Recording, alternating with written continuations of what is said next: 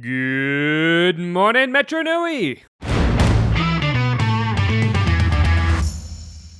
Welcome back to another episode of the Barraki Talk Show. We're your hosts, the Mielik brothers, Jacob.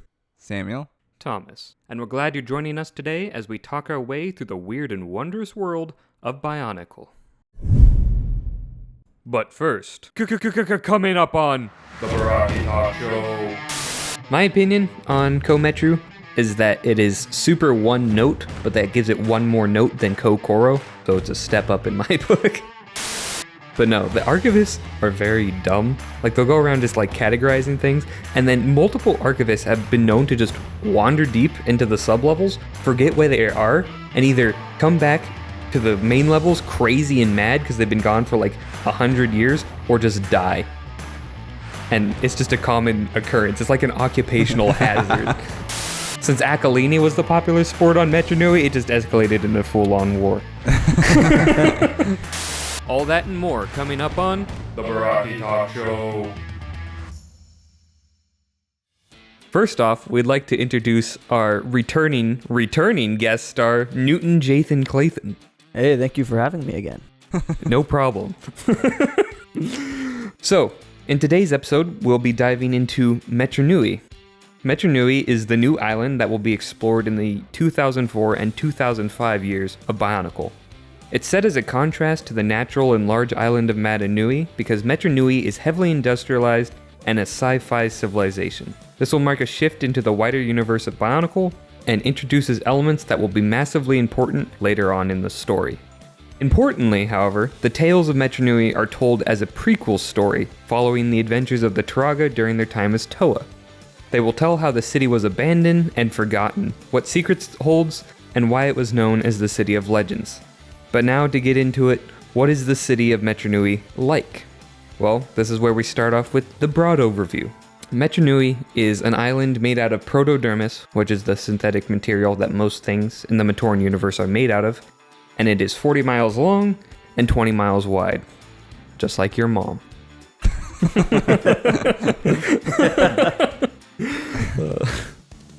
Metru Nui is covered entirely in a massive city divided into 6 distinct districts called metrus. These are the equivalents to what the Koros were on Mata Nui. Mata Nui. I knew that. I knew that. But we'll get into the specific metrus later. So the main inhabitants of Metru Nui are Matoran, Turaga, Toa, and a massive variety of Rahi. All of the Matoran who live on the island are of the classic 6 elements, and it's guarded by a police force of robots called Vaki. I'm sure these police robots will not go haywire or wrong in any way. Foreshadowing. The island, like all islands, is surrounded by a vast pool of liquid called the Silver Sea in this instance, and it's a metallic-looking body of water that spreads across the entire dome where Metru Nui is housed. I don't know how much I want to get into domes. Basically, every island in the Matoran universe, aside from Mata Nui, is housed within a ginormous dome with their own like seas and liquids in them.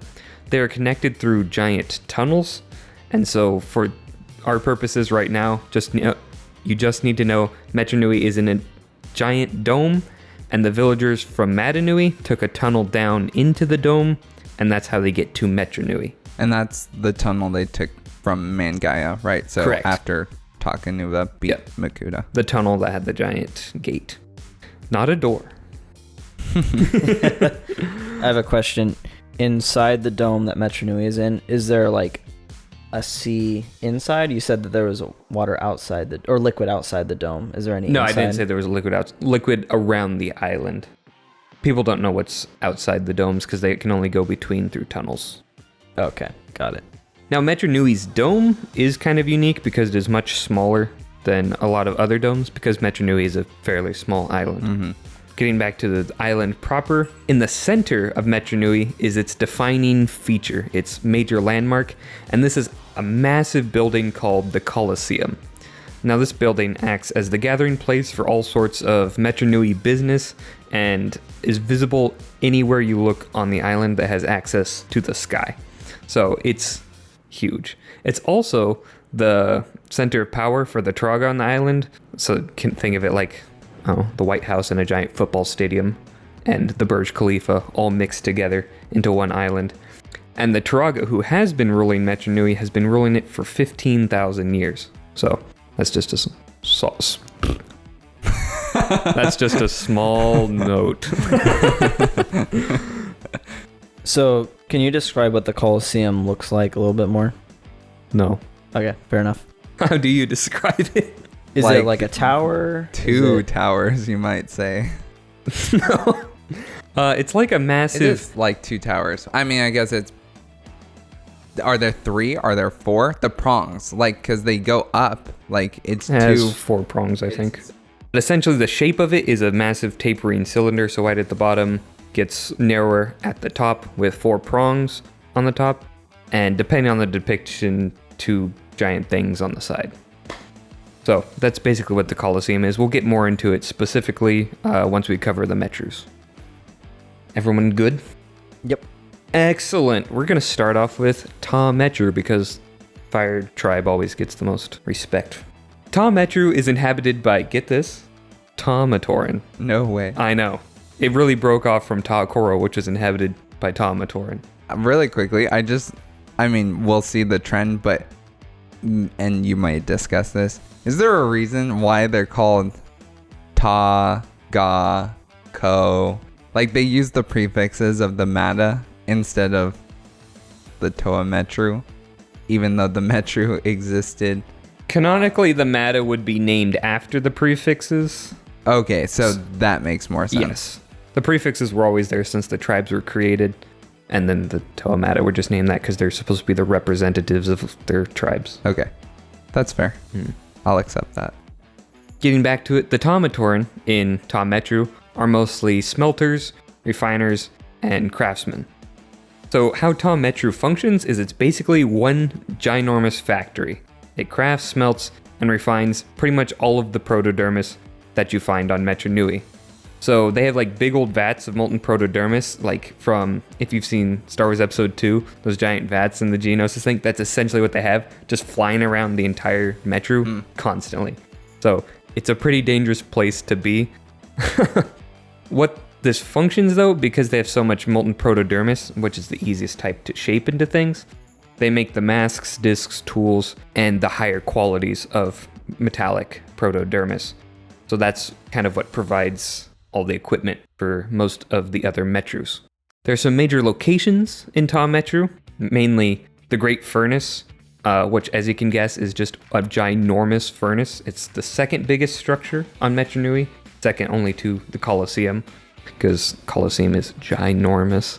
And the Great Furnace is so hot, even Ta-Matoran can't stand being in there for long, with their innate fire resistance still. And so only the greatest craftsmen were allowed to use it to make like the best stuff that required the most heat. Another important location was also the Protodermis Reclamation Center, which would melt down and recycle bad or broken items. So broken tools, broken whatever, dead bodies, you'd throw those all in there. They actually try that to hide some evidence. They throw Vakama onto the conveyor belt and he's going to go into the smelter. Like, nice, get him. And we know that would, well, maybe not a Toa, but we know that would destroy a Matoran permanently. Yep.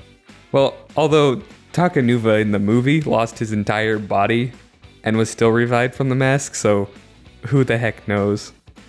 Maybe you could argue that the mask was part of his body at that point, and so he didn't lose the mask, thus he didn't lose Then all how of them. Jalar get revived from the mask as well?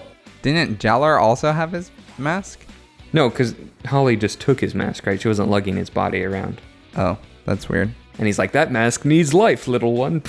And just resurrects him and remakes his body. I feel like the movies are just something else. Yeah, like the movies. It's weird that they're canon, to be honest, because right? it's like there seems like some conflicting information here. It would be weirder if they weren't canon, though, because it's like, oh yeah, pay money to see this movie. None of that mattered, you idiot. Buy the books at your Scholastic book fair. I'd be a little disappointed. So if you work for Scholastic. Good point. The two other major locations are the fire pits, which, because they already have the Great Furnace and the Protodermis Reclamation Center, and tons of smaller furnaces and workshops, you'd think, oh wow, they must have enough fire already. But no, the fire pits are just pits of fire that shoot out of the ground intermittently. Think of like the fire swamp from Princess Bride. They just have that around. They have it all fenced off and stuff, but it's like, just close the fire pits if you're not using them. I don't know. It's a bizarre place. The last notable location being Vikama's Forge, which is where Vikama forges items. What? I know. Uh-huh. I had to dig deep for the name. My opinions on the Ta-Koro. Well, do you guys have any opinions before we move on? This isn't really an opinion, but have you talked about like the significance of discs yet? No. Okay. They'll have their own episode. They'll have their own Protodermis episode. will have its Got own it. episode. Barraki will have its own episode. Discs will have their own episode. Masks will have their own episode.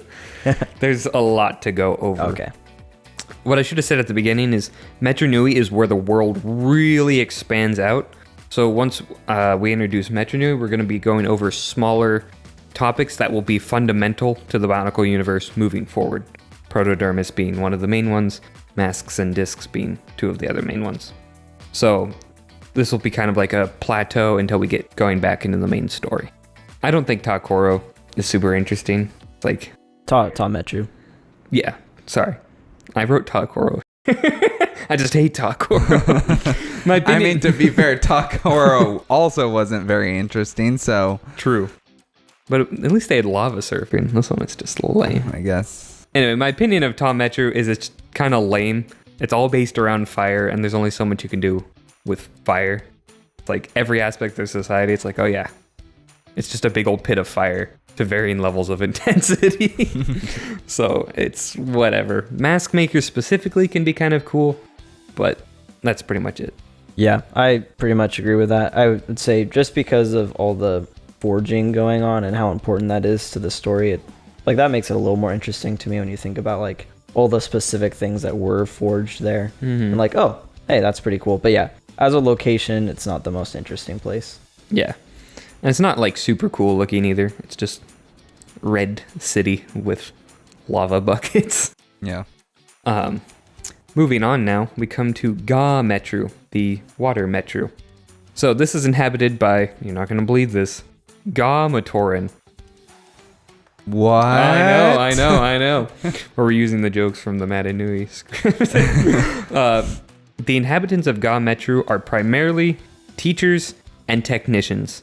And you can also count students in that, because when they're not teaching, they're pretty much learning from other people. Ga Metru is a very peaceful, idyllic waterscape full of schools, both of Matoran and fish. It has labs, waterfalls, and spiritual places. It's one of the coolest looking Metrus by far. Jamie, can you pull up Ga Metru pictures? Did you just call me Jamie? Yeah. It's a Joe Rogan reference. Oh. He's the one that pulls up all this stuff. He'll be like, Gotcha. Jamie, pull that up. People will be like, potatoes contain starch. He's like, Jamie, fact check that. I take it you like Ga Metru more than Tom Metru. I really like Ga Metru. I think it looks cool, and it definitely hits the aesthetic that Metru Nui was made to be, where it's like this super advanced civilization that is working with the elements.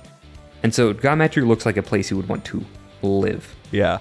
It kind of looks like, some of the pictures make it look like Naboo. That's exactly That's what I was just thinking. Mhm. Yeah. Yep. So I It's like interesting. Naboo. There's a lot more land. Like when you think of Ga Koro, like Ga Koro is basically like a giant bay. a bunch of huts in the middle of a bay. But in Ga Metru, it's like there are pools of water and waterfalls, but like all the buildings stick up out of the water, like they're actually buildings. They're raised. There's like, you can see on the image, there's bridges, and you know, like there's just regular land. It's not just water. Yeah. And a cool thing about it is one of Ga Metru's main purposes is to purify the liquid protodermis that's all in the silver sea around them. And when it's purified, it becomes more clear and looks similar to water, right? And that is what they ship to the other Metrus, both through canals that they can like use as normal canals, right, to move things. And they also use the distilled liquid protodermis in chutes to also, because it's, yeah, it just Shoots are complicated, but they use it in shoots, and then they also use it to like cool stuff and dip stuff in Ta Koro. And so all of the streams and lakes running through Ga Metru are distilled protodermis. It's not just the raw stuff from the sea. So they're able to distill a lot of it pretty fast, which I think is cool and advocates for their efficacy, I would say. But the other aspect is that they're also teachers and whatever. So they allow Matoran of the other Metrus to come and learn about different subjects and skills. However, most Matoran really don't care about that. They'd rather goof off or do their own random hobbies. And so they only get Ga Matoran and Ko Matoran generally, because they're the only scholarly style Matorans. At the center of its learning and why they're so effective at like advancing knowledge and whatever is because they have a 1-to-1 ratio of teachers to students. So it's essentially you're just pairing every single person up with a single professor. And then sometimes they'll be in larger lecture halls for like singular style lectures, but you go off and meet with like your mentor and do things. I'm like, that seems both kind of inefficient, but also very effective if you do want to teach someone a skill and make them actually learn it. Yeah. Right. And especially with their lifespans, I guess learning the skill deeply is more important than trying to like learn it fast or in batches. I think the only like practical thing I can think of that is if there's actually a better teacher out there, then it's like you're just stuck with the one who like you chose to be mentored by or who chose you, right? And so it's like, because we kind of think like, okay, if 30 people are learning from one guy, it seems almost like 1-to-1 would be better. But at the same time, if that one guy is really, really good compared to the other 29 teachers out there, I feel like 30 people would rather have that one guy being their teacher where he can't give them his full attention than to be paired with someone who's not as effective. Although, since they have so much time to spare, you could have just one person go learn from in for like 10 years.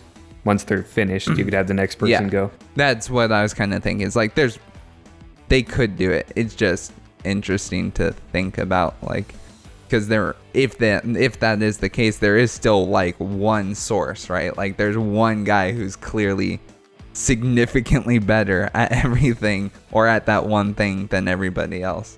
So if there's any sociologists in the audience, tell us if this would actually be an effective way to like run an education system. Assuming everyone's immortal. Assuming the structure of Metru Nui or whatever. So what are they really like teaching and learning? A lot of it is about purifying protodermis. Like they have entire classes in schools dedicated just to purifying liquid protodermis, right? But they also have like a lot of philosophy, general scientific advancement, right? Because it is a very advanced society, and so pretty much anything that's practical and So do they like? It makes sense for the Ga Matoran to know how to distill the protodermis, but do they also practice a lot of the other sciences? And like would a Ga Matoran go learn from a Ta Matoran on how to forge stuff and how to work with like molten protodermis, and then they would bring that back and teach it? Or is it just kind of like they stay in their own lane primarily when it comes to actual application? When it comes to actual application, they stay in their own lane of purifying stuff. They would probably know about and learn from the processes of the other people, but they wouldn't teach those other people because they're probably better at it because they've been doing it for like 80,000 years. I just meant more like since they're the central hub for teaching and information, like say a Ko Matoran wanted to know theoretically how to make a disc, let's say, and it's like, well, he's probably not going to go to the Ta Matoran because the Ta Matoran may not like have time or desire to teach that. But if they're like, yeah, well, we'll teach one Ga Matoran, that Ga Matoran can go spread it in Ga Metru, and then everybody else can come to them if they really want to know how to do this. So the Ko Matoran are pretty reclusive. They wouldn't do that. But yeah, Ga Metru doesn't... I was just picking Ko Matoran because you said like the Ko Matoran are some of the only ones who come. Given that almost exclusively Ga Matoran teach in their schools, they're most interested in the practical applications they have. Okay. So they don't get a wide range of diverse students. Yeah. So they don't have that knowledge to share. That's That's essentially fair. what I would say. Okay. So yeah, it's basically just stay in your lane, fish boy. There are some major locations on Ga Metru. Surprise, surprise. First one being the Great Temple, which is the main and largest temple on Metru Nui. Think of it like Kina Nui for Metru Nui. How many times can I say Nui? This holds the Suva for the Toa Metru team whenever they're serving there. It also has tons of ancient secrets and Kanohi storage underneath it. Think of it like the Powahi tunnels or caves. The Powahi caves where you can just throw whatever random junk and no one's ever going to find it again. Actually, no, that's what the archives are for. This is for the well-protected stuff. This would be like the main hub of the village, would be the close equivalent.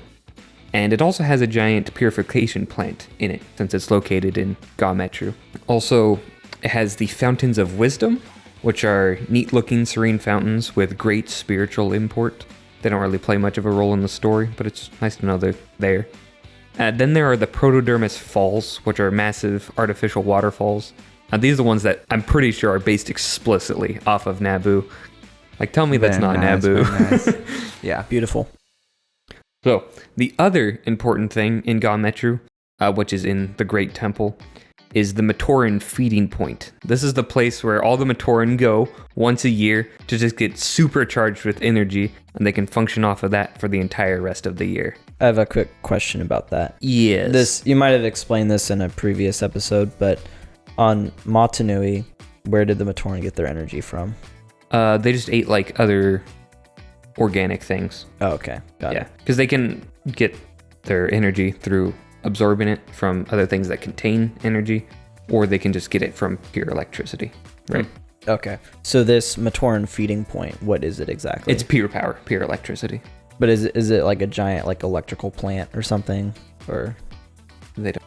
oh, okay. It's just Fair a enough. place they Yeah. go and get Okay. No, zapped that's with okay. energy. Yeah, I assume they like plug a cable in and go like, "Yeah, unlimited power," and then they're good for the rest of the year.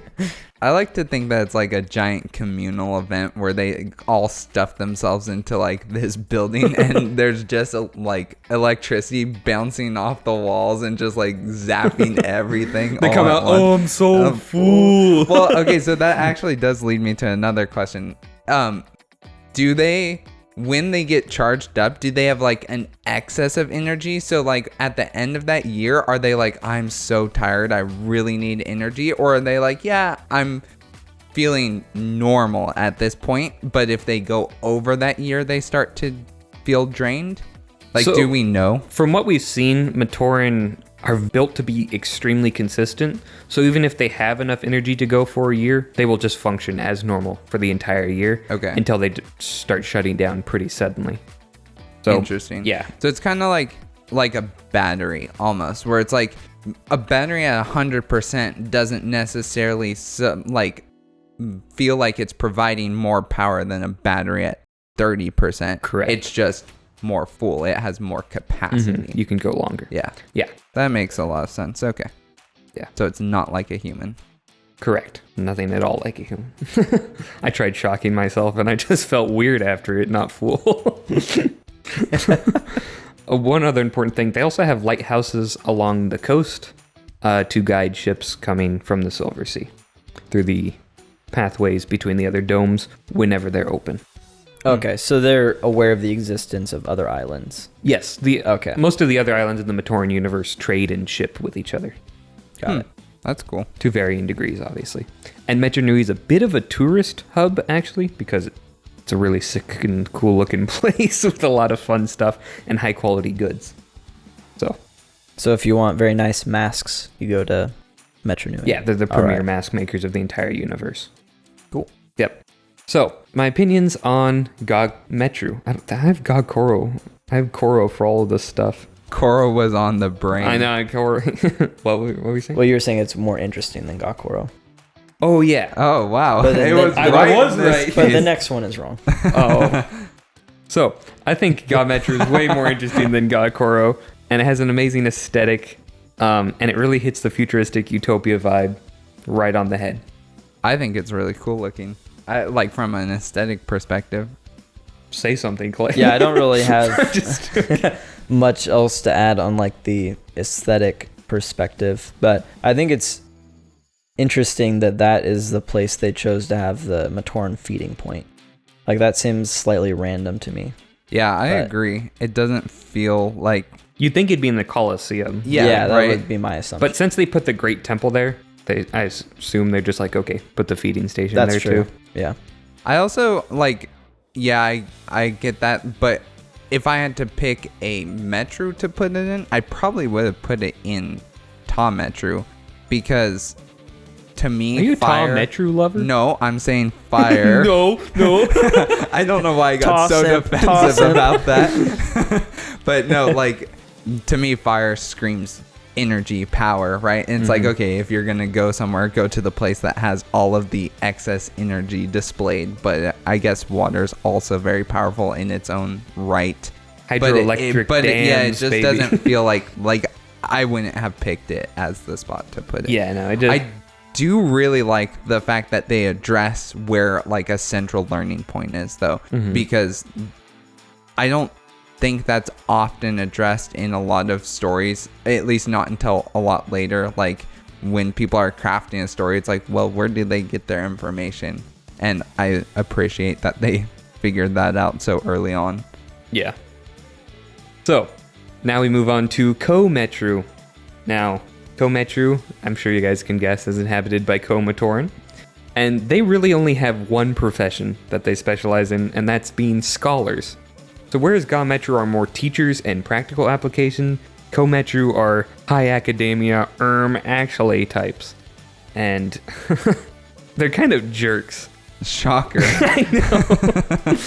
So basically, their entire district is devoted to being scholars, and they all have like knowledge towers, which are super high crystalline structures. And the entire metro is supposed to be like super quiet pretty much at all times. And they have a ton of Vaki patrolling to make sure that everyone stays quiet. So it's the least visited metro because nobody likes it unless you're a Ko-Matoran. Quiet in the library. Exactly. They are very good at what they do, though.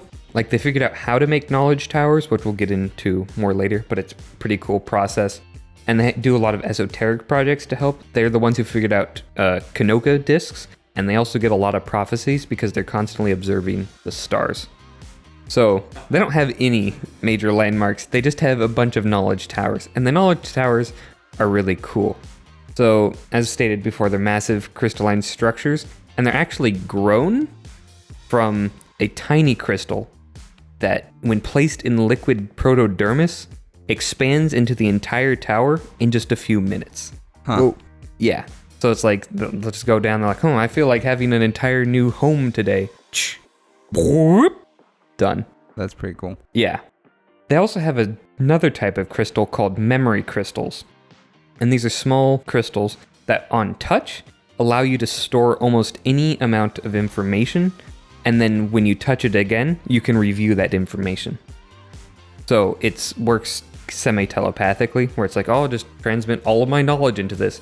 And then you can just go back. Think of it like the pensieve from Harry Potter. Okay. It's kind of like that. Although you don't lose your memories when you transfer them. It just copies it. So that's one of the reasons they're able to do so much exoteric stuff, and that's where they record all the prophecies. And also, interesting note here, they don't have any computers on Metru Nui. So this is their main way to get computer-like levels of information. Also, interesting thing is the knowledge tower crystals are used offensively sometimes. They can be put in a launcher that has a little bit of liquid protodermis. So you shoot the crystal, it gets wet, then it hits a target and grows a mini knowledge tower around them. That's pretty cool. I'm like, that's actually sick. So I thought that was a fun lore tidbit. Opinions? I don't have an opinion yet, but I do have a question. The memory crystals, how are those made? No clue. Okay, so, and we don't know if they're like a strictly precious resource, because if they use them to fire out of a... They use the knowledge tower crystals to fire. The memory crystals are a separate crystal. Okay, but I'm just reading the show notes and it says knowledge towers are grown from memory crystals. That's a lie. Okay. Well, that's good to know. Let me double check that though later. Editor Thomas here to clarify the distinction between memory crystals and knowledge tower crystals. The distinction is that there is no difference. Greg said there was going to be a clearer distinction later in the year, and that never ended up happening. So for all intents and purposes, memory crystals and knowledge tower crystals are the exact same thing. Knowledge crystals are precious though, because they have a bunch of knowledge in them. And actually, a bunch of frost beetles once broke into a knowledge tower and ate a ton of the crystals and became like super intelligent. So they have just a bunch of intelligent giant frost beetles roaming around Metru. That's pretty great. Yeah, so their entire species has been much more intelligent since that incident. Are the knowledge towers like, because I'm remembering the cover of one of the Bionicle books. Are the like there's Nuju standing there and there's like the giant crystal towers. Are those the knowledge towers? Correct. Okay, cool. Yeah, in Nuju's default picks, he's I'll show pretty much all on them all. Picture of that too. And that's why he has like his ice spikes to climb the knowledge towers. So they live in. Sorry, Clay. Where are you? Oh no, I was just gonna ask the memory crystals. So it's like when you touch them, you just like receive that information just directly into your brain. Yeah. Okay, it's not like when you touch it, you can like see like no, you can text. select what to. Yeah, you don't see a text. It's just Okay, like it's just the way the same way they're inputted with like emotions and whatever okay. is how it's outputted. Got it. So that's why a Rahi would be able to receive that information. Correct. Okay. So my opinion on Metru is that it is super one note, but that gives it one more note than Koro. So it's a step up in my book. Yeah, I tend to agree because it's like, I mean, it's cool when it's just like a frozen ice wasteland, but it's that, but like, you know, Koro is. Mm-hmm. But then it also has like the knowledge towers, which is like, oh, at least that's, you know, something interesting. And they've done something useful by like creating the Kanoka discs. Yeah. Whereas Koro does nothing. They have the Sanctum Guard. So we now move on to Onu Metru. Now this is inhabited by Onu Matoran, who are primarily miners or archivists. And in Onu Metru, the miners are kind of looked down upon, and everyone wants to be an archivist. Like, so every single miner is like, I can't wait to be an archivist. And then the archivists are always like, I'm so glad I'm an archivist. So it's pretty funny. Onu Metru is a subterranean city for the most part. They built all across their stuff, and they're like, we need more space. We're just going to go underground. So instead of being like Onu Koro, which is only underground, Onu Metru is all above ground, and then tons and tons more underground. Interesting. So it's the largest Metru, if you include the archives in it, by far. Yeah. Even though it is subterranean, there are some like cracks and crevices in Onu Metru, if you pull up the picture. They go down into the mines primarily, and they build skyscrapers that reach out of the crevices up to the surface. And that's where they transport their protodermis mines to airships. So I think it's a very cool visual. I'm Yeah, like, that's a cool. pretty unique concept from what I've seen. So there are a few major landmarks in Onu Metru. That being one, the Lightstone mines, which is where they mine lightstones. More clever naming by Greg. And solid protodermis is also mined, and this is shipped to the rest of the island, mostly Ta Metru. So it can be shaped, or to Po Metru, where it can be carved. So the archive is the other major selling point, and this is basically all of what Onu Metru is, because the archive is crazy. All the archivists work on maintaining and upkeeping the archives.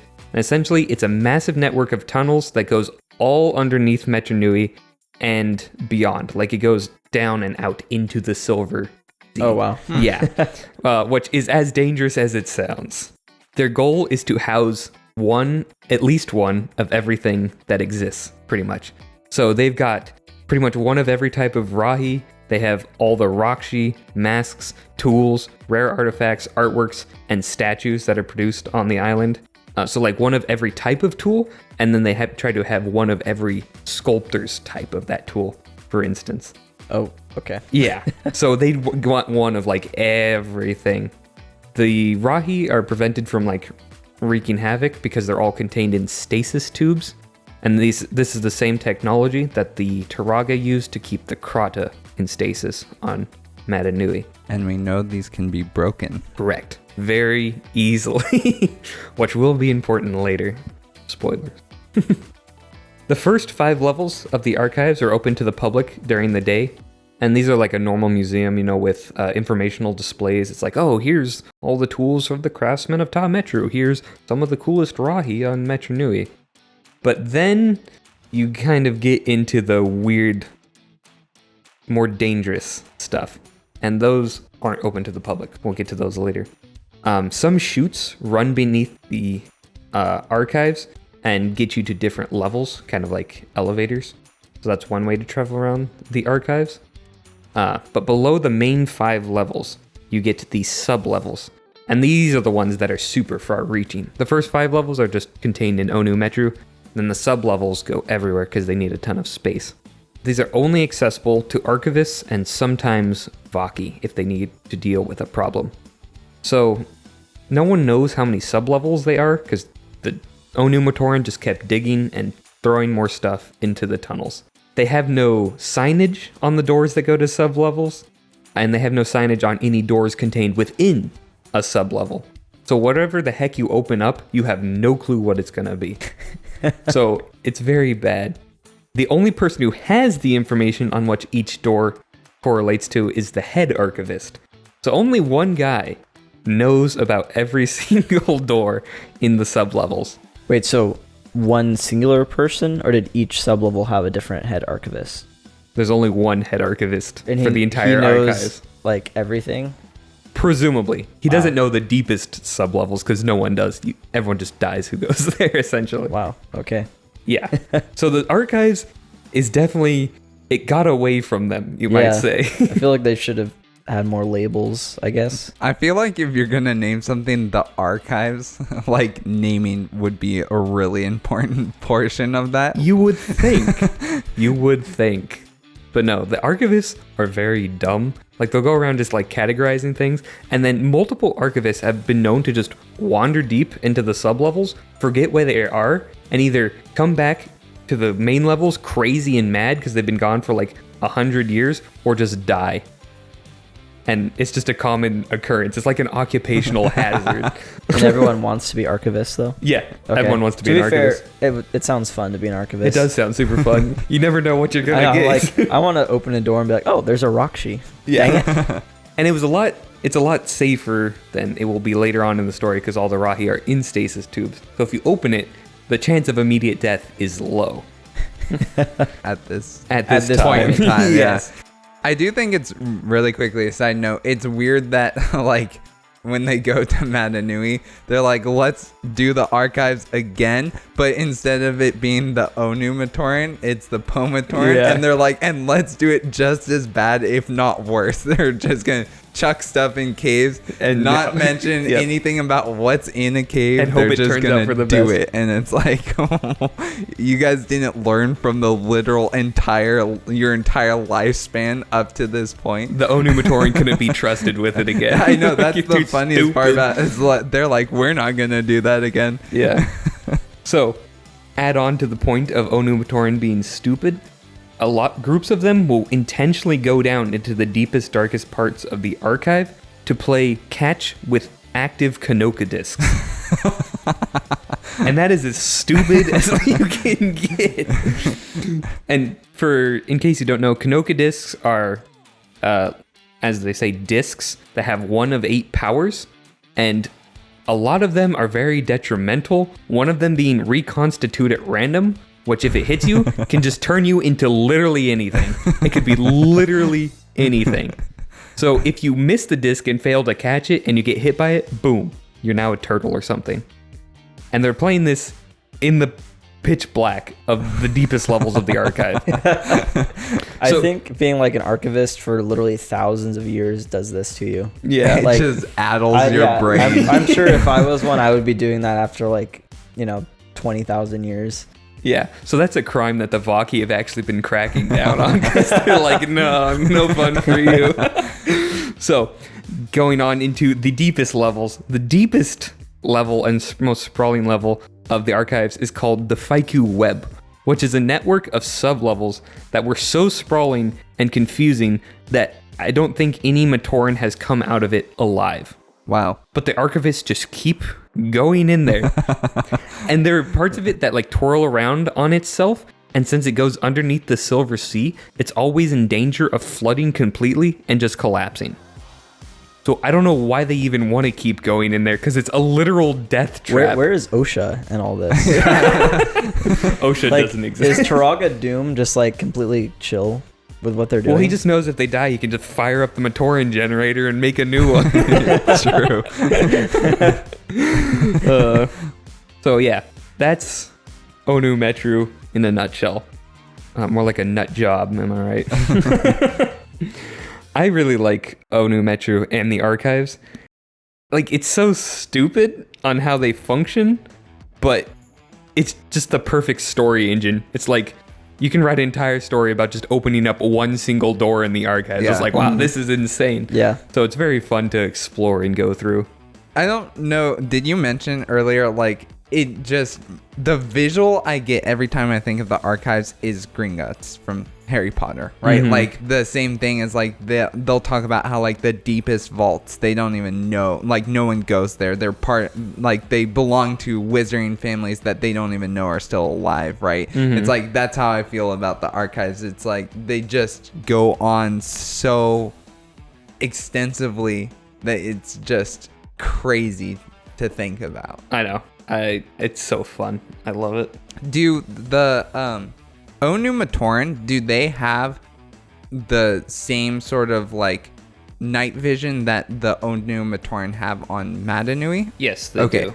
So like, it's not, when they go play in the dark, it's not like they're entirely blind. It's not like they're entirely blind, but It's not like it's super clear. They just have enhanced Yes, they night have vision, enhanced not vision at night, right? necessarily like It's not like they perfect. see better Yeah. at night, right? They see better in like low to mid darkness. Yeah. Super dark is still dark, which is why Wanua needs the mask of dark, seen in the dark. What is it called? Mask of night vision? Probably. Yeah, because he can't see in pure black. So how extensive is the Protodermis mine? It doesn't really say. They have multiple Okay. mines over Onu Metru. It is called Okay. the Great Mask of Night Vision. I just didn't know like what proportion of Onu Metru was the archives and what was the mine. Proportion archives would be like 90%, I would Okay, assume. Got it. So like Onu Koro on Mata Nui is like a city built into like giant caves, right? So Onu Metru is not like that though, right? It's built, like you said, it's built up and then they decided to build down. And so like how I imagine is the buildings are actually like dug into the rock and then built down like a building would be, like a subterranean building. So that's more of how it is. Like they have the giant crevices and stuff. Well, but they have like the entrances to the archives are buildings on top, and then they like elevator down. yeah, and so have that's what I'm rooms saying. all the way Is down it's to the like it's archives. not like they're the underground portion of Onu Metru is not like the underground of Onu Koro. Correct. It's not this big expansive thing. It's literally like they built down into the rock. Yes. Okay. Yeah. So they like live on the surface ish. Unless you're one of the archivists, then you just die in the dark alone. Dang. So you mentioned that they keep a lot of the rahi there, or like a specimen of each like species of rahi. So are these rahi from Metru Nui or like from other islands or both? They try to get one of every Metru Nui. Any Rahi who comes to Metru Nui, they try to get at least one of. Because I was wondering, like, it seems like Metru Nui wouldn't have much rahi. Like, Metru Nui has a ton of Rahi. well, yeah, that's what like I know you mentioned. I'm just like, where are they? Because isn't it kind of like a city? Like, where did these rahi come from? They were just made there because how Rahi are made, they're like created for specific purposes. And since they don't need much food, I would presume they can feed off the same energy that the Matoran do. Yeah. They can just exist on Metru Nui normally. And it's weird how the Metrus are portrayed, as far as I'm recalling from the movie, is like they're like, yeah, they're built and they're part of a giant city, but there are also just like random landscape portions. Like for example, we saw in Metru, like there's just trees or something green, right? Like there's a lot of greenery. There seems like there's nature in a sense. Whether it's manufactured or not, I'm not sure. But like there's also expanses like in Po Metru. There are just like deserty expanses. Same thing with like Ko Metru as well, right? Like so that's why I kind of classify Metru Nui as like a utopian style city, because they have integrated their natural elements and nature into their architecture. Like it doesn't crowd it out. Yeah. Essentially. Except for Tom Metru, there's just fire everywhere. Fire is natural. I'm tending my fire, watching it grow. But that's something you can actually do. I'm stupid. So now we move on to Po Metru. Excellent segue from when you mentioned it like a minute and a half ago. Anyway, so this is inhabited by... I planned that. It's inhabited by Po Matoran, who are mostly sculptors and manufacturers.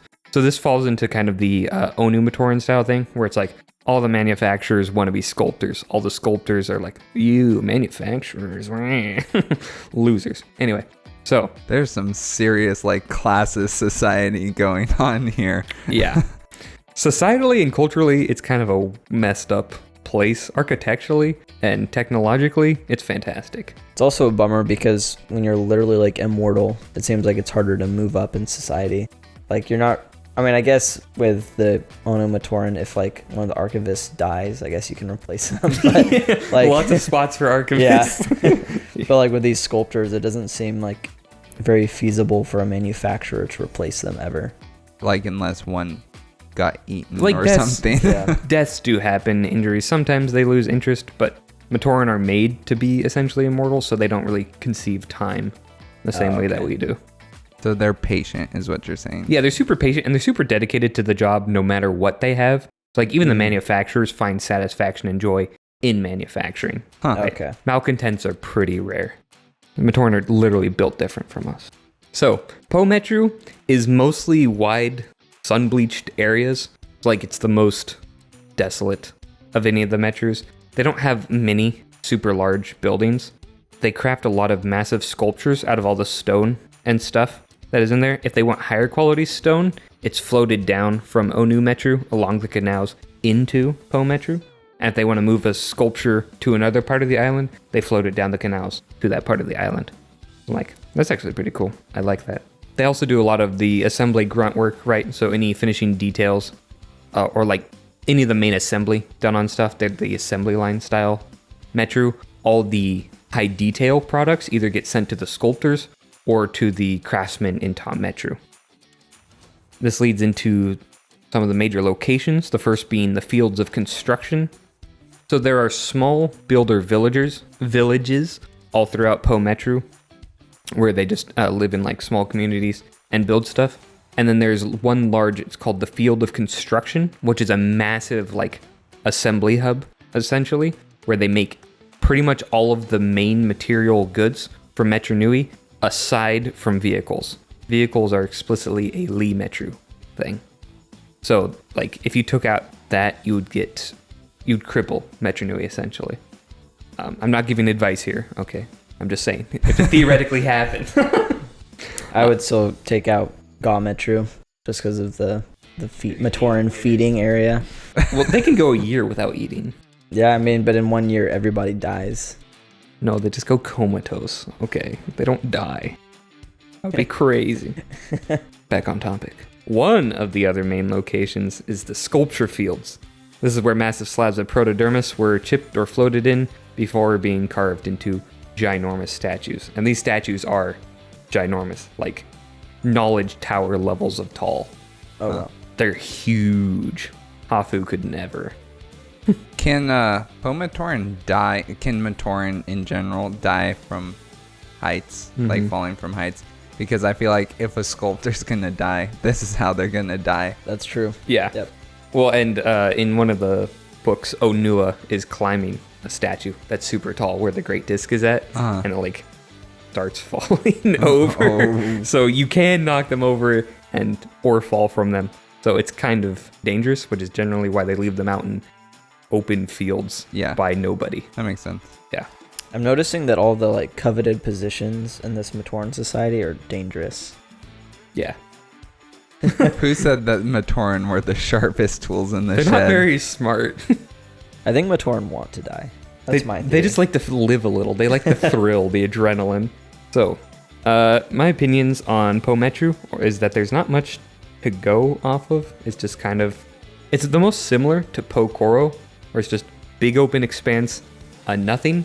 But in Metru, there's not even random caves that have interesting stuff. Yeah. So it's just big open fields of nothing and building things. But not even cool or complicated things. The weak, lame things that other people make cool. So I'm just like, eh.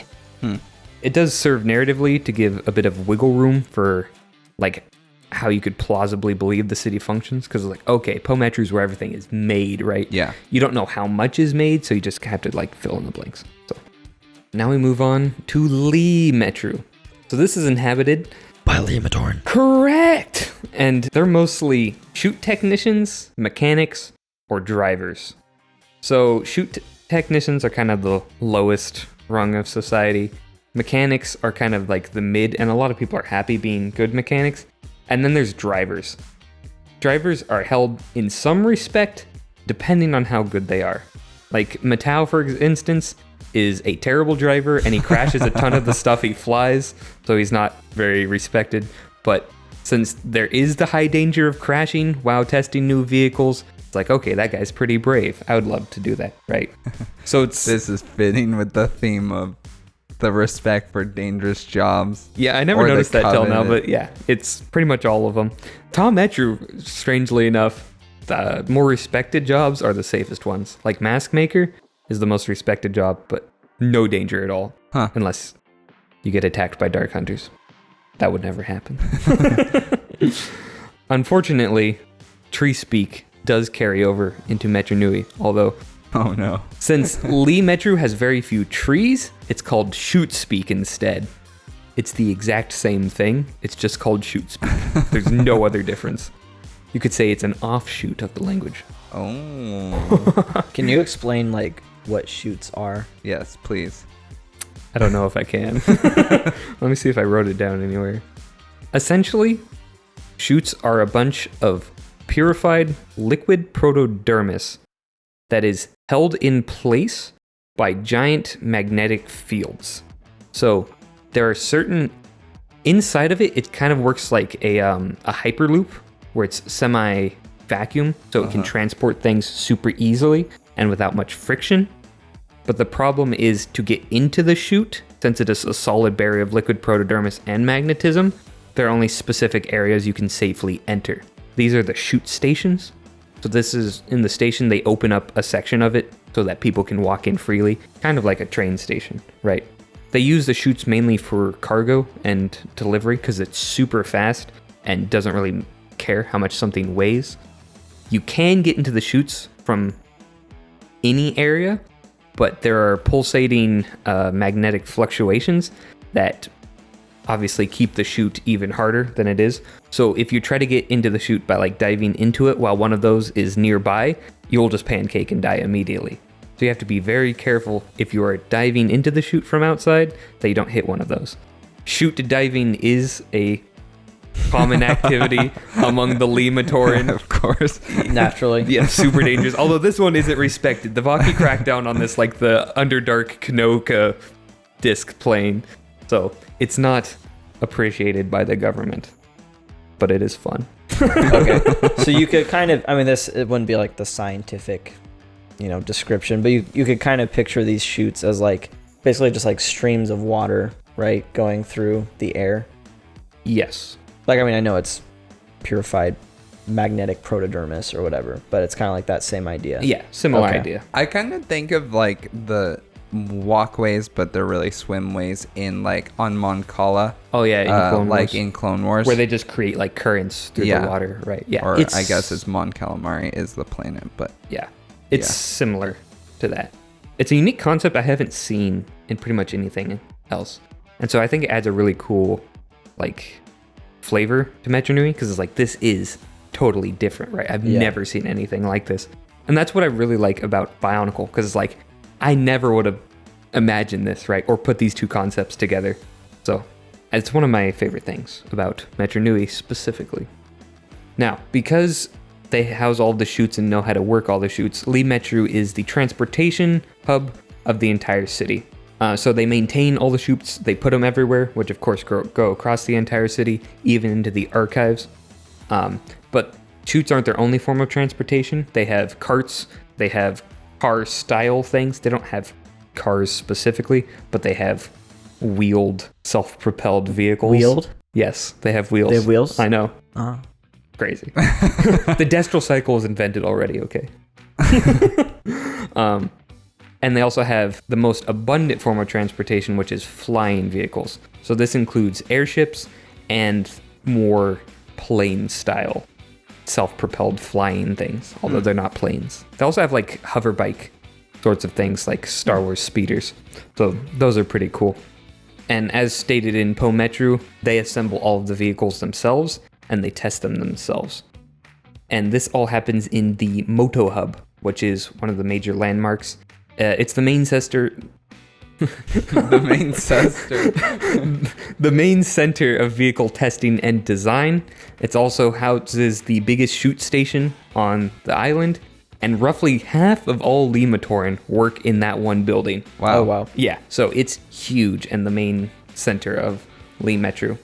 Li Metru is also a very confusing district because it was made by Li Matoran, who are idiots, and there's so many random chutes going different places with wires and cables hanging down, and their buildings just like sometimes have random vines or cables falling off of them.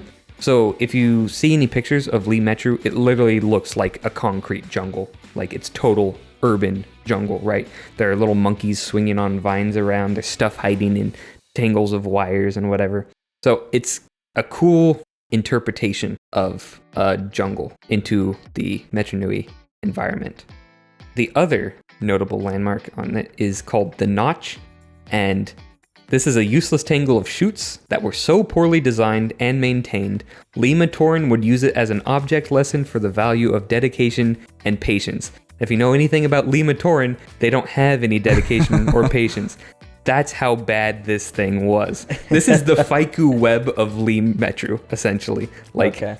it is, if you try to go through that area in the chutes, you'll probably die or be seriously damaged because it's so poorly designed. And in fact, one of the interesting things about it, the chutes can have small failures where like parts of the magnetic field will break off and form essentially a time bomb in it. One of these things went through the knot and was flying around all inside of it, gaining more and more power, and it's not going out. So if it wasn't going to get discharged, it was going to blow up the entire thing. Nice. Yeah, I'm like, that seems like a good thing to me, but they had to stop it. Anyway, I like Li Metru. I think it's really cool. It's very lively and spirited, keeping in with the Li sort of vibe. Translates to an urban environment well. I don't like chute speak though. Get rid of tree speak and chute speak altogether. Then it would be perfect. Yeah, I mean, I agree. I generally, I like the more natural environments of Mata Nui more. So I like the actual jungle more, I'd say. But I think Li Metru is really cool. Like, I can just picture being like a toa of air, just like flying from chute to chute and swinging on the vines. And I'm like, that seems like so much fun to me. Yeah, it's just a cool, fun place. Yeah. I like it as a concept. Like it's both sounds interesting visually as well as just like being there, like experimenting with whatever. Like you could just do basically whatever there, and it sounds fun. Yeah, no, I really like Li Metru. So that concludes an overview of the Metrus. Now we get into, I call it the unofficial 7th Metru, that being the Colosseum, because it's so important, it's so large, and has a lot of lore about it. So the Colosseum is a massive building in the center of Metru Nui.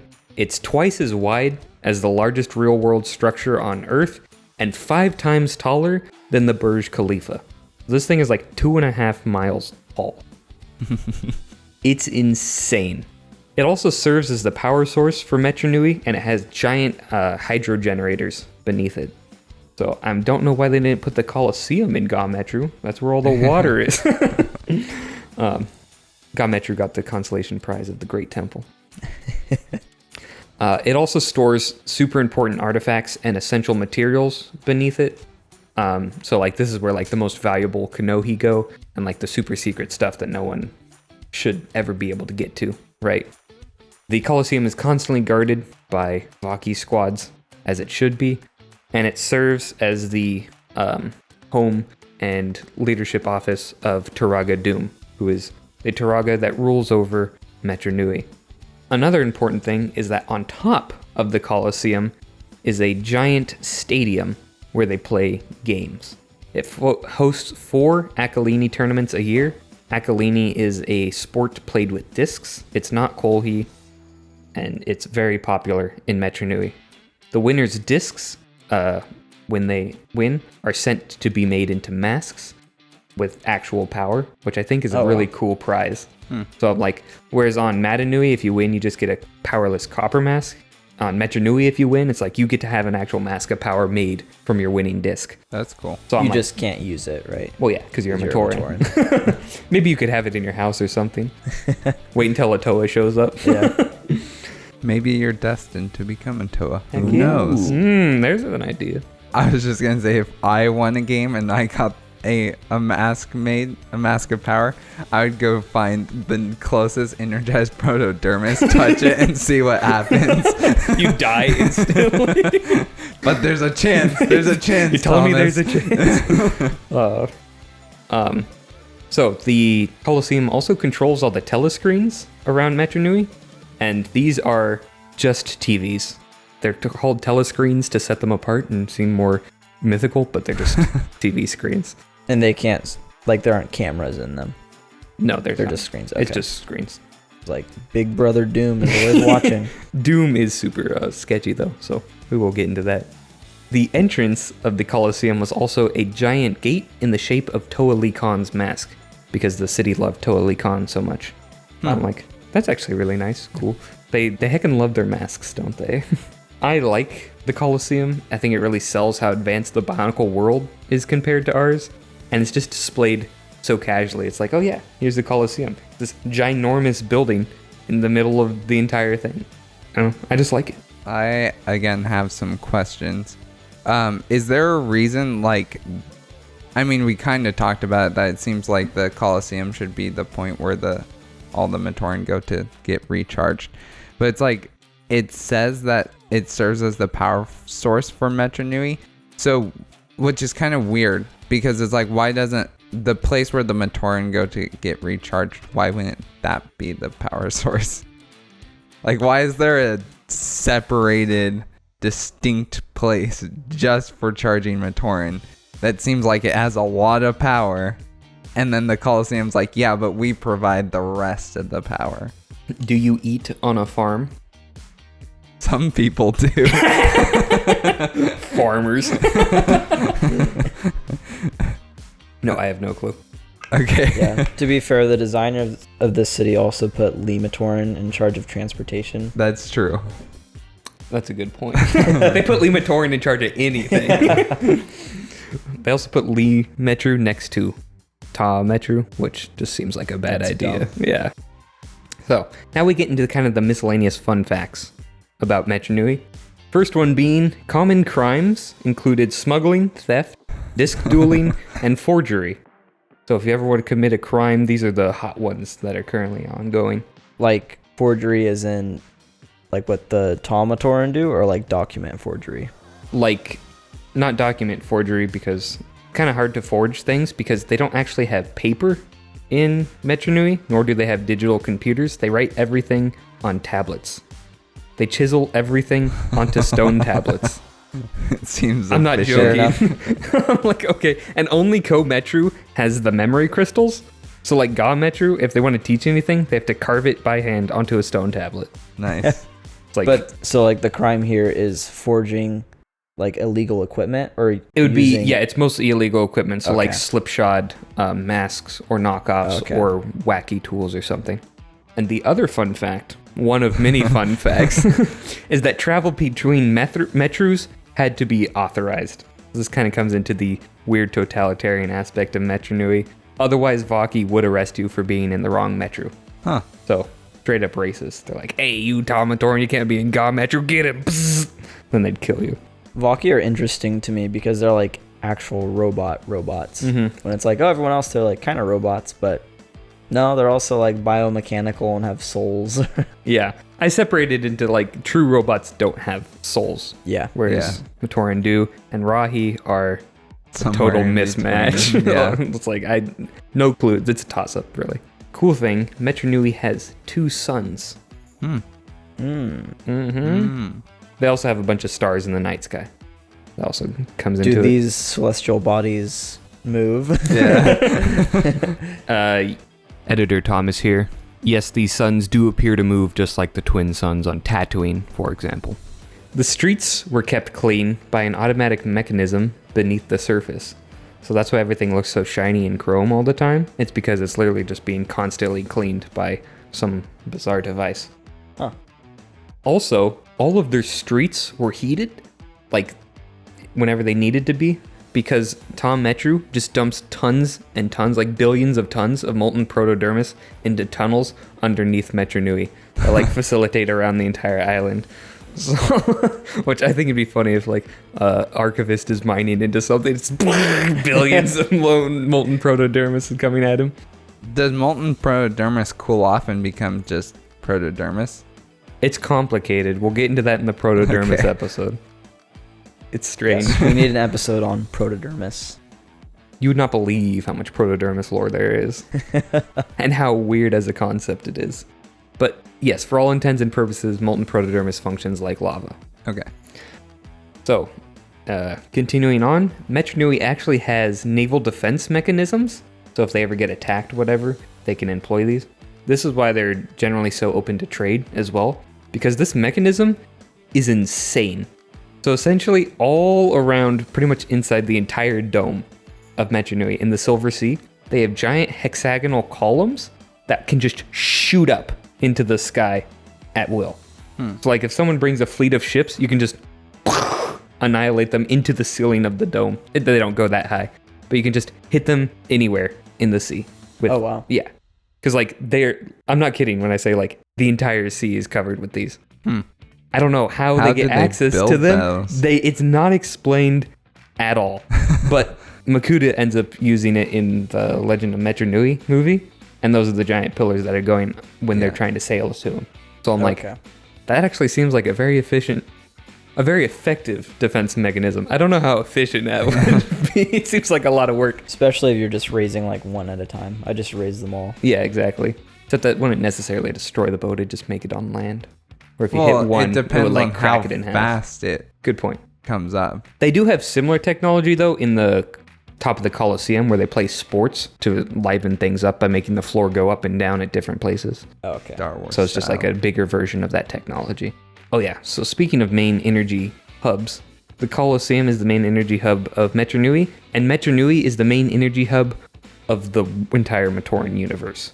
So they ship a ton of power out to pretty much all of the other islands, which is another main reason they're not frequently attacked. Because like, if they stop working, the entire lights of the entire world go out. Yeah. So fight at your own risk. I thought that was a pretty interesting thing. Also, they don't have any professional athletes or musicians.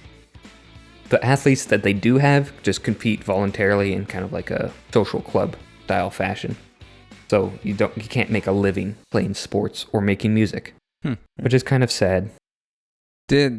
I'm trying to remember on Mata Nui, were there any musicians? Limatoran were musicians. Okay. Yeah. I don't know if they were like professional, but I don't think the Limatoran worked at all. So Shocker. they seem to just be kind of doing whatever. Certainly not fighting, I'll tell you that much. They're just rapping in tree speak. Yeah, I'm quick rapping. I'm never doing that. Now, this goes back to the point we mentioned earlier. Metru Nui did have a Ministry of Tourism, which actually has in-universe pamphlets that they posted That's interesting. online, and it's pretty interesting to read through. Not that the Matoran posted online. That Yes, that real the people, the real marketing Lego team. marketing team posted online. Correct. That's funny considering the Valky are like, no traveling in between Metrus. Yeah, but tourism's totally fine. Like, for other people. you're a vortex or whatever. Yeah. Well, because they want to present a good image, not that they're like an got it. ethno state. I'm starting to sense some, what would you call it? Some parallels to actual history here. So, Two final interesting points is that Metru Nui's tech level was not unique in the Matoran universe. Many other islands had similar levels of tech, which is spooky to think about because other races are not as altruistic as the Matoran. Also, airships were the primary mode of transportation like in Metru Nui and among a lot of other islands. So I'm like, heck yeah, finally a world where airships get to reign supreme. And this is because the airships in Metru Nui aren't propelled by gas or anything like that. They're actually propelled by levitation discs. So they just float like how the Mask of Levitation makes things float. So that's why they're able to make so many and why they're so efficient, because just keep throwing on more levitation discs until it goes up. So I think that's a cool lore building tidbit. Now, the Rahi of Metru Nui are numerous, and we're actually going to dedicate an entire episode just to them because there's so many. But for an overview, pretty much every single Rahi on Mata Nui migrated from Metru Nui once the city was abandoned, and it actually has additional Rahi who aren't found on Mata Nui because they went to other parts of the Matoran universe when the island fell. So there's a lot of Rahi to go over, and they're cool and have some interesting interactions with the city and the ecosystem. Okay, moving on to events, there's really only one major one for Metru Nui, and that is the Matoran Civil War. As the literal naming keeps bearing out, this will be a giant civil war between Matoran. So, current timeline, it happened 20,000 years before that. So, how it started was that a minor dispute between a Po-Matoran and a Ta-Matoran escalated into full-blown war when Ta-Metru ships were sunk and Po-Metru warehouses were melted down. So, it's a kind of interesting parallel to Mata Nui, where the Onu Matoran and the Po-Matoran were arguing, and then they invented Kolhi to sort out their differences. Since Akalini was the popular sport on Metru Nui, it just escalated into full-on war. So Kolhi's very stressed for leaving, apparently. Yeah, exactly. Unless you're going against Yuki, then it's like, oh no. How the war ended up playing out is that Onu Metru sided with Ta-Metru, and Li Metru sided with Po-Metru. And then Ko-Metru was like, hey guys, we all need to calm down, whatever. And everyone's like, we don't care about your opinion at all. Then then Ko-Metru, after being ignored, was like, fine, we'll fight with the Po-Metru side because we like them better than you, Ta-Matoran. And then Ga-Metru tries to pull a Switzerland and is like, we're going to stay out of this. And they're like, nah, we're going to side with Ta-Metru. So it was 3v3, three Metrus versus the other. And the war ended up lasting 400 years. So the city was ravaged and almost no work was done in that entire time because they're just fighting non-stop. And Matoran are very dedicated to what they do. Their war ethic is as good as their work ethic. So, since there were no Toa on Metru Nui at the time, Makuta was actually forced to step in and stop it because he was overseeing Metru Nui at this time. So, given that he's Makuta, guess how he stopped the Matoran Civil War? Did he do something bad? Yes, he did, Clay. Any specifics on what bad thing you think he did? Being Makuta, I'm guessing he used Rahi. What do you think, Sam? I have no clue. So, you are right. He locked all of them in the archives and unleashed the Rahi and the exhibits on them, and it killed tons of Matoran. Now, this stopped the fighting, and they didn't have the Civil War anymore after that, but they're also like, man, Makuta's scary, and that's where he started gaining his fearsome reputation for being heckin' evil. Because he stopped the Matoran Civil War by just mass murder, using Rahi, so good guess on that. Makuta would still continue to look on Metru Nui from that, but he'd do it more from the shadows because nobody liked him. Yeah. I would like to know how he convinced all of the Matoran on all of Metru Nui to go into the archives. I like to think it was a Commissioner Gordon thing where he's like, get them all in the tunnels. I want them all Smoke 'em out! Except, and the archivists are like, I want every "Whoa, cop everybody's in the coming to city." our exhibit. See, all the archivists are already down there. Yeah, true. What I like is that, so you said it lasted 400 years. Yep. So for that 400 years, the Gamma Torn was like, we're like, yeah, you guys can keep using our energy system. Yeah. They're like, we got to keep everybody fed. Or maybe they took over the Colosseum. The other side took over the Colosseum and jacked into the energy there Oh, somehow. Yeah, maybe. Because, like, I do like that point because it's like Metru had tried to stay out of it, right? Like the Gamatoran had tried to stay out. They could have just been like, no food for any of you until you stop this ridiculous fighting. Instead, they caved, presumably in the first year, if that's not the tactic they used, right? So they really were not very good at staying neutral. It is interesting, though, because essentially Lee Metru could transport anywhere, right? So they have a major mobility advantage over the other ones. And allied with Ta Metru, they are able to make like tons of tools and specialized masks and stuff. And then with Ko Metru, they could have like all the high level weapons technology, right? But with Ga Metru, they have like the energy and main power source, as well as like practical applications of science. With Po Metru, they have the materials, right? They can just make massive amounts of whatever except for vehicles. And then with Onu Metru, there's no advantages. You can just die in the archives, I guess. They provide a lot of the material. Oh yeah, I like guess they could just bring out one of everything, right? It's like, oh, we have, Yeah, but I just even mean their minds. Like, oh yeah, the without that, protodermis. like, Tom Metru isn't very effective because they don't have the materials. Yeah. So I just thought it was interesting sides of the war because you could see why they would be semi-evenly matched. Now, that is all before we move on to the Chronicler's Corner. Any thoughts before we head into spoilers? No, but I do have a thought as soon as we get into spoilers. Okay. You are now entering the Chronicler's Corner. The following content may not be appropriate for viewers unaware or unacquainted with the wider Bionicle lore, as major plot points and reveals will be spoiled. If you wish to avoid this section, skip to this time in the podcast. 1 hour, 26 minutes, 22 seconds. Viewer discretion is advised. We're now in the Chronicler's Corner. Why did Makuta have to step in? Like, I mean, you said there were no Toa, so that makes sense, but why did Makuta step in, rather? Not why did he have to? Like, why did he? So this is when the Brotherhood of Makuta was still Reasonably, good. That's what Mizrax was still in control, and so Makuta was the Makuta assigned to Metru Nui, and Mizrax is like, this is going on too long, shut it down, right? Okay. And so Makuta's like, oh, I'll shut it down, and Mizrax is like, okay, that was the wrong way to shut it down. Classic Pterodax. Yeah, and that's where Pterodax started thinking, I should kill this guy. So, Interesting. Okay. yeah. So the 400-year Civil War, that's what's called the Great Disruption, right? Correct. Or Okay. rather, the effect of the Civil War called the Great Disruption, because that's what started shutting down Mata Nui's systems and why Toa Jovan had to go and revive him with the Mask of Life. Okay. And because of that, that's when Pterodax is like, the Great Spirit is killable. And they filed that information away. So you're telling me there's a chance?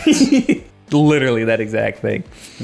Getting back into the more formatted spoilers that I'd written out. Metru Nui is the brain of the GSR, and it's located in the head portion of the Great Spirit Robot, which is why it's right underneath Mata Nui.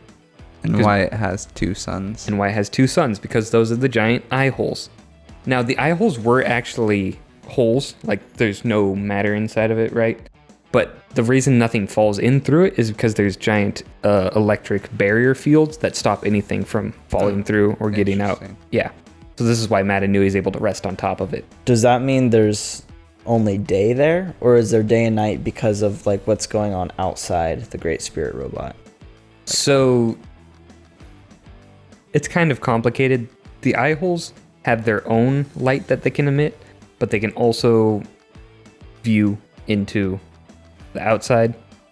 And the stars in Metru Nui aren't actual stars. They merely reflect, they're like Mata Nui's neurons firing. Okay.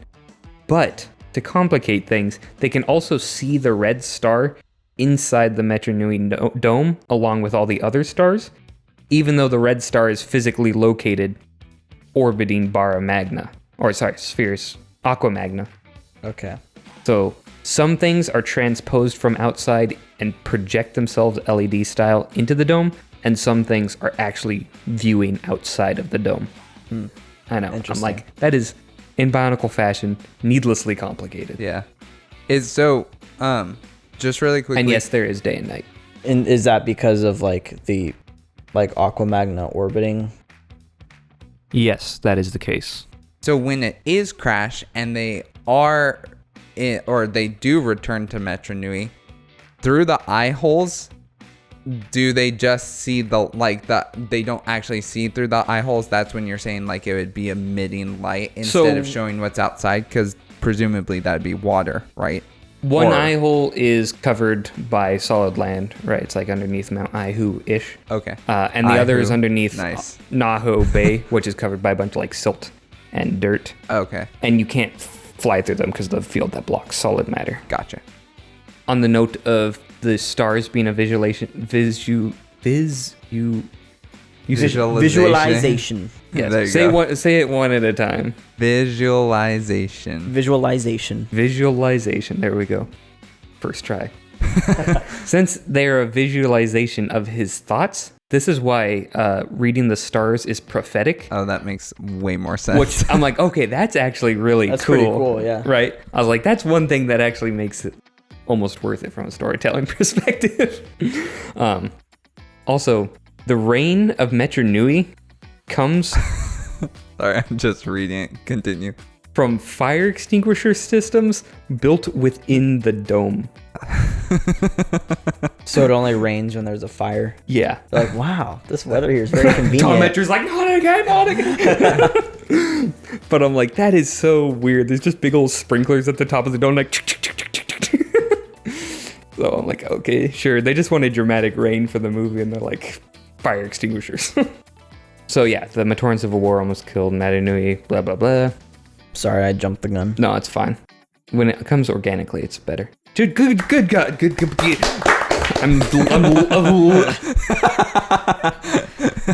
boy, Clay. I'm losing it. Moving on. Most Rahi actually didn't start or originate on Metru Nui. They instead fled there because the Visorak are slowly marching up towards the north of the GSR. And every island they destroy, they push out all the Rahi from it. That makes sense. Yep. I'm like, okay, that's really cool. And kind of retcons and builds up the threat of the Visorak. Yeah. Also, since Metru Nui controlled all the power, it's the only one that can allow the GSR to wake back up, because they could theoretically just shut off the power, right? Like blow up the Colosseum. Uh-oh, GSR is gonna die. Another reason not to attack or blow up Metru Nui, I assume. The Shadowed One is actually the one that gave Metru Nui the moniker City of Legends. Because during the Toa Dark Hunter War, he said, "Well and truly a city of legends. As is well known, most legends are about the dead." It would hit a lot harder if it was more concise. Yeah. But Shadowed One's not really a talker. Not really a talker. Who's the Shadowed One? He's the leader of the Dark Hunters. Oh, okay. Can you explain a little bit more about what the Toa Dark Hunter War was, like briefly? Because I know it's kind of a big topic. So the Toa Dark Hunter War is when the Toa and the Dark Hunters fought in a giant war. Okay.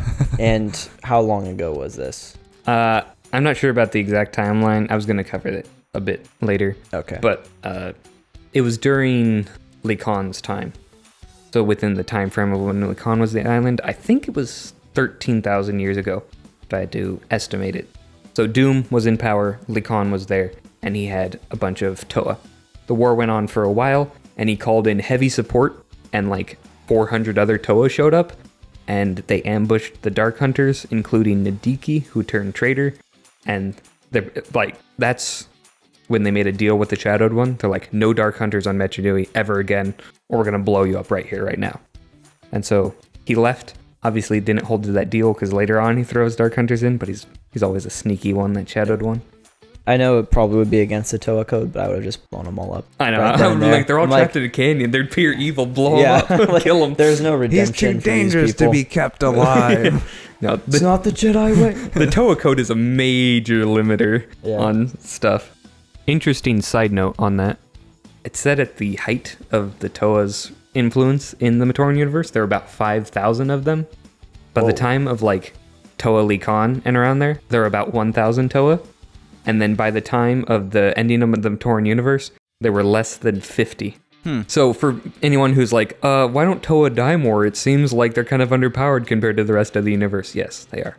They get killed by the droves. Why did there need to be that many Toa? Because aren't there only like a few thousand in Metru Nui? A few thousand Matoran in Metru Nui, and it's one of the largest islands? Metru Nui is not one of the largest islands. It's not. It's one of the most important islands. Okay. It's not one of the largest. A lot of islands in terms of size are larger. In terms of population, we don't have good population figures on anything. Metru Nui is stated at one point to have only 1,000 Matoran on it. And they had that number be so low because like, oh, that's how many Matoran are on Mata Nui, right? But that's crazy low. That's not 1,000 per Metru. That's 1,000 total. So it's like, there's only like 150 guys per Metru. So Craig later retconned it to say there were thousands of Matoran on Metru Nui. But even then, that's like, that's really that seems like, low. Yeah, a deflated number. So I like to just totally ignore that because it doesn't make any sense. Yep, fair enough. That's what we like to do in this podcast. Heck yeah. I love explaining Bionicle lore and then ignoring Bionicle lore. Literally my favorite pastime. Final Chronicler's Corner fact is that Pterodax, before his name was revealed, was known only as the Makuta of Metru Nui, because he was the Makuta given dominion over Metru Nui. So first he was just Makuta, Then he was Makuta of Metru Nui. Then Pterodax. Correct. Okay. I like how apparently they thought he did a good enough job stopping the Civil War that they're like, yeah, you can stay over Metru Nui. That's fine. Mizrax is like, sure, bro. You can't do any more damage, can you? Yeah. You are now entering the community portion of the podcast. In this section, we showcase some of our favorite creations from talented and passionate members of the Bionicle fandom. This section is going to be a little sparse compared to other ones because it's hard to make like mocks of Metru Nui or anything. But the first one to acknowledge is the Knowledge Tower YouTube channel. He does great Bionicle universe breakdowns about a variety of topics. So he goes over like how powerful is Toa Kopaka, like because he calculates freezing the entire lake in Mask of Light movie, right? He's like, how does Protodermis function? How do you change it between different states of matter? And he just does a bunch of interesting things. He's the one that calculated how big the Colosseum was using a lot of crazy measurements. And he's the one that figured out the Colosseum has 1.8 times more surface area than the entirety of Metru Nui, the island. So the Colosseum is huge on the inside. More standing space than the entire rest of the island. Like the surface of the island. Surface of the obviously archives blow it out of the water. But wow. What are you gonna do? Yeah. So I really like that figure because it makes the Colosseum just seem so otherworldly, right? It's like, holy moly, these people are advanced out the wazoo. Still haven't invented paper or computers though, so riddle me this. Yep. So that's the Knowledge Tower. Yeah, Knowledge Tower on YouTube. All right. The other one is 3 websites that just compile information, that being the Great Archives, Biosector, and the Farshti feed, along with Chat with Greg Farshti, both of which just compile answers that Greg Farshti has given to fans. Great Archives, it just compiles every single mention of like a topic into a list. And then Biosector is more like a full-blown wiki that gives very detailed descriptions and events in a timeline that is very well constructed. So I use Biosector a lot for research because it's a great resource and has a bunch of links to every source that they cite. So those are the things that I would shout out for this community sector. Are there any closing comments on the entire episode? Well, this kind of plays into the lack of mocks, which I don't know if I haven't done any research to see if there are any out there, but I want to see like a Lego model of Metru Nui. Like it's a really cool looking that island. Would like be the cool. map. I'm like, I could see that being in Lego. Mm-hmm. Yeah, that would be sick. I don't know why someone hasn't done that. Lee Metru would be so interesting to build. Yeah. Someone get on that. Yeah. Do it now. If you do, we give you a big old smoochy kiss. or maybe just a shout out. Yeah. We shout out with our mouths. I don't like where this is going. Okay, well, in that case, farewell, good night, auf Wiedersehen. Adieu. Yep. Thank you for having me again. No problem. I'm kind of surprised. We're just as surprised as you You are. truly are desperate. Well, Desperate times call for desperate measures. That's what they always say. Jacob was like, oh, Clay's here, now I can finally bail out. Coincidence? Yeah, I was like, wait, are we going to mention that we're missing somebody? Oh, yeah. If you made it to the end, Jacob Mielik isn't here, we killed him. We felt this would be better for the show moving forward. Yeah. Yeah, this is definitely a permanent decision, just so you guys know. Mm-hmm. Clay will be doing the set/technical from now on. You better bone up, study man. boy. Okay, well, goodbye. This brings us to the end of today's podcast. If you enjoyed the discussion, please follow us on Spotify or Apple Podcasts. If you like to watch instead of listen, you can also find us on YouTube. The Barraki Talk Show is only made possible thanks to viewers like you. Thank you.